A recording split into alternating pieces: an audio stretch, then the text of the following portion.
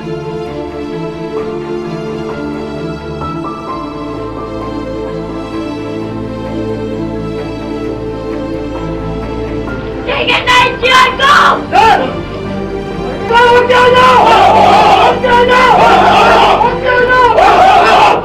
सबको मैं नमस्कार करता हूँ।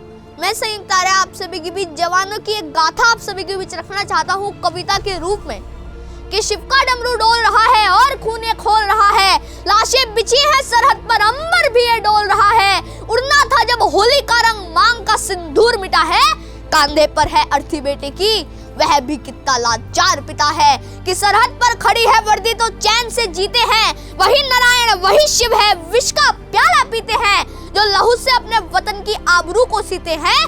पंचतत्व में होकर विलीन भी अनंत काल तक जीते हैं। भारत माँ की ऐसी संतानों को प्रणाम करो, दिखे जवान तुम्हें कहीं भी उनका सम्मान करो। सत्ताधारी शर्म करो, शहादत का सम्मान करो।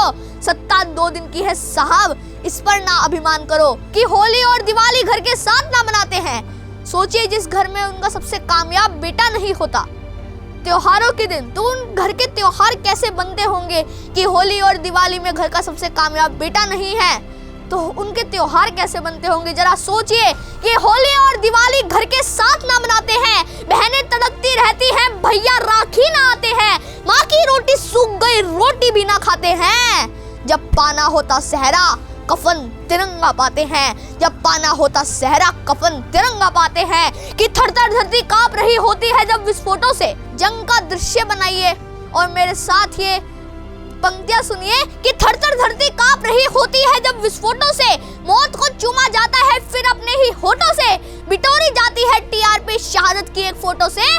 बेचना चाहते हैं कफन सियासत कागज के कुछ नोटों से कि कोई भगत सिंह कोई सुखदेव कोई राजगुरु बन जाता है। सरहद पर कौन क्या क्या बनता है कि कोई भगत सिंह कोई सुखदेव कोई राजगुरु बन जाता है, कोई अब्दुल हकीम बन पैटर्न टैंक जलाता है, कोई गोली खाता है कोई सूली चढ़ जाता है। तब जाकर हर होली पर रंग उड़ाया जाता है, तब जाकर हर होली पर रंग उड़ाया जाता है कि सूरज की पहली किरणें भी इसी चमन को आती है। क्या आपने कभी सोचा कि इस चमन में ऐसा है क्या कि बड़े बड़े वीर जवान इस चमन पर अपनी जान न्योछावर करने को खड़े हो जाते हैं कि सूरज की पहली किरणें भी इसी चमन को आती है, काबुल वाले की राह भी इसी चमन को जाती है, मीरा अपने प्रेम गीत भी इसी चमन में गाती है। इसी चमन में मैया यशोदा कृष्ण कन्हैया पाती है, इसी चमन में मैया यशोदा कृष्ण कन्हैया पाती है। इसी चमन पर न्योछावर होने को खड़े हुए हैं सरहद पार दीवार बन जो सैनिक अड़े हुए हैं। हम भी तो यही अंश गाथाएं सुनकर बड़े हुए हैं, फिर क्यों अधरों पर ये ताले पड़े हुए हैं। सब तालों को खोलो और शत्रु पर वार करो।